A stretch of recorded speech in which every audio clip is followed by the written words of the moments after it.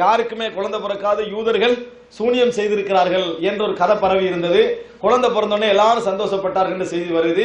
ஒண்ணும் இல்லாததுக்கான ஏன் சந்தோஷப்படணும்னு கேட்கிறோம். விளங்கிட்டா? இது குர்ஆன்ல சூனியத்தை அந்த ஹாரூத் மாரூத் கற்றுக் கொடுத்தார்கள், ஷைத்தான்கள் கற்றுக் கொடுத்தார்கள், ஹாரூத் மாரூத் கற்றுக் கொடுத்தார்கள் தான் குர்ஆன்ல என்ன செய்து வருகிறது. அப்ப இந்த செய்திகளை நம்ம பார்க்கிறோம். குர்ஆன்ல சூனியம் இருக்குது விளங்குது. இதனால என்ன செய்யறோம்னா சூனியம் இருக்குது, அதுக்கு ஒரு தாக்கம் இருக்கிறது என்பதை நம்ம ஏற்றுக்கொள்றோம். தாக்கம் எந்த அளவுக்கு இதுல நாங்க முரண்படத்தான் செய்யறோம். ஒரு சிலர் சொல்றாங்க என்ன ஆளையை சாகடிக்கலாம், ஆளை தலைகீழா மாற்றலாம், அப்படி எல்லாம் சொல்றாங்கன்னு வைங்களேன். இதெல்லாம் நம்ம சொல்ல வேண்டிய அவசியம் இல்லை. இருக்கலாம் இல்லாமல் போல நம்மளுக்கு அது தெரியாது. ஹதீஸ்ல எது அது மட்டும்தான், மற்றவைகள் இல்லைன்னு மறுக்கிறதுக்கு இல்லை. அதை யார் அனுபவபூர்வமா கண்டானோ ஏற்றுக்கொள்ளட்டும், யார் அனுபவபூர்வமா காணலையோ மறுக்கட்டும். அதுக்கு இந்த குற்றம் எங்கள்கிட்ட என்னது இல்லை. ஹதீஸ்ல லிமிட் என்ன செய்யக்கூடாது, ஹதீஸ்ல இது வந்திருக்குது, வந்த லிமிட் என்ன செய்யக்கூடாது, மறுக்க கூடாது. இதுக்கு என்ன சொல்றாங்க, ரசூல் ஸல்லல்லாஹு அலைஹி வஸல்லம் அவர்களை நம்ம மென்டல் என்று சொல்லிட்டோமா, பைத்தியார்னு சொல்லிட்டோமா, அலைஹிஸ்ஸலாம் அப்படி சொல்லிட்டோமா, அப்படி என்ன செய்றாங்க சொல்றாங்க. அன்புள்ள சகோதரர்களே, ரசூல் ஸல்லல்லாஹு அலைஹி வஸல்லம் அவர்களுக்கு சூனியம் செய்யப்பட்டார்கள் என்று புகாரி இமாம் சொல்றார். ஆயிஷா ரலியல்லாஹு சொல்லலைன்னு புகாரி இமாம் சொல்றார். அப்ப புகாரி இமாமுக்கு அதை சொல்லணுமா இல்லையா? முஸ்லிம் இமாம் சொல்றாரு, அவங்களுக்கு சொல்லணுமா இல்லையா? எல்லாருக்கும் சேர்த்து சொல்லணும். நாங்க மட்டுமே சொல்ற மாதிரி என்ன செய்றாங்க விளங்கப்படுத்துறாங்க. ஒன்றில் சொன்னா விமர்சனம் சமனாக இருக்க வேண்டும். அன்புள்ள சகோதரர்களே, இந்த செய்தியெல்லாம் நீங்க எடுத்து பார்த்தீங்கன்னு சொன்னால் சூனியத்துக்கு ஒரு தாக்கம் இருக்கிறதுன்னு என்ன செய்யுது ஏற்றுக்கொள்கிறது. அப்ப இந்த பிரச்சனை என்ன செய்யுது, அடுத்ததாக இரண்டு பிரச்சனையா மாறுது. குர்ஆனுக்கு மாற்று விளக்கம், ஹதீஸ் நிராகரிப்பு.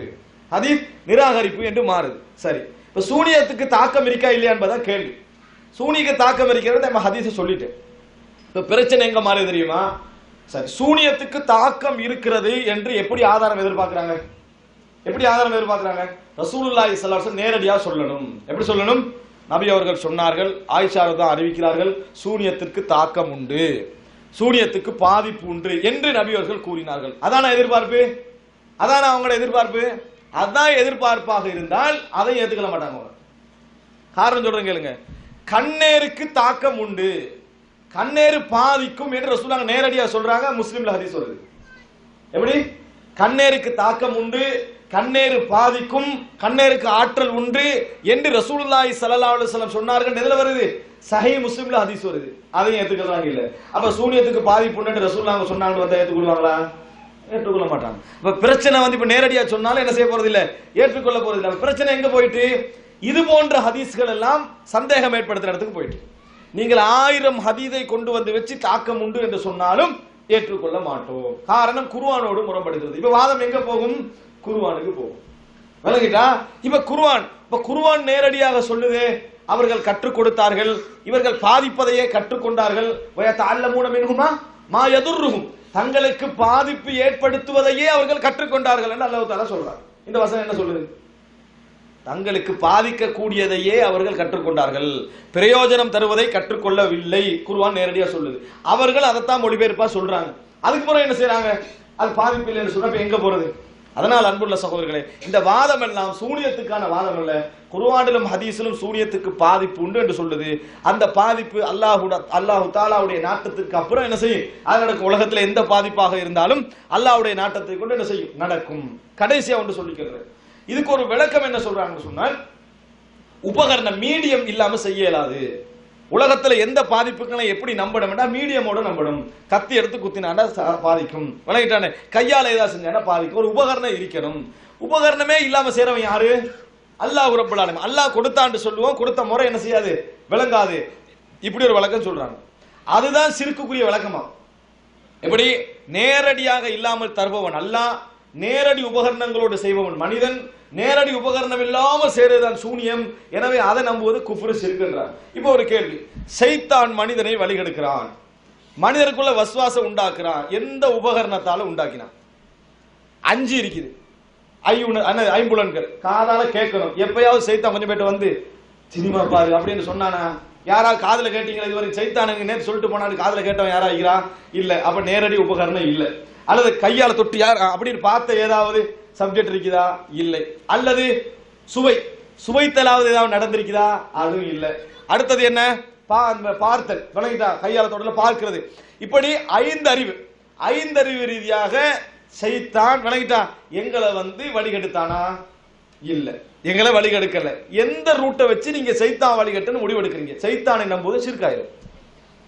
ஷைத்தான் உபகரணத்தை சொல்லி காட்டுவோம். நீங்க சைத்தான் வந்து உபகரணம். எந்த எந்த மீடியத்தை வச்சு சைத்தான் வழி எடுத்துட்டு. ஆனா என்ன நம்புறோம்? சைத்தான் என்னை வழிகெடுத்தான், சைத்தான் தான் இந்த விஷயத்தை ஊட்டினான், சைத்தான் தான் இந்த வழியை காட்டினான்னு எந்த மீடியமும் இல்லாம சைத்தானை நம்புறோம். மீடியமே இல்ல, காட்டவே இயலாது. சரியா? இன்னும் சொல்ல போனா இதை சூனியத்தை மறுக்கிறவங்க காட்டவே இயலாது, உடல்ல நுழையவே முடியாட்டாங்க, தொடவே இயலாண்டாங்க. அப்ப எந்த வகையிலும் மீடியம் இல்லாத சைத்தான் வழிகெடுப்பான நம்போது சிறுக்கா இல்லையா? சிறுக்கு. அது அல்லாஹ் தஆலா சொல்லிட்டு அதை நம்புறோம். நாங்களும் அதான் சொல்றோம் சூனியத்துக்கு. விளங்கிட்டா? சொன்னா நம்புங்கன்றோம். ஆனா மீடியம் என்ற காரணத்தை போட்டு என்ன செய்யறாங்க? மறுக்கிறாங்க.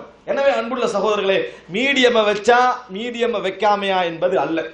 குர்ஆன் சுன்னால ஆதாரம் இருந்தா ஏற்றுக்கொள்வோம், இல்லையென்றா இல்ல. மீடியம் என்ற வரைவிலக்கணம் புதுசா உண்டாயின சிறுக்கு. தஜ்ஜால் வந்து மலையை பொழி வைப்பான். எந்த மீடியம்?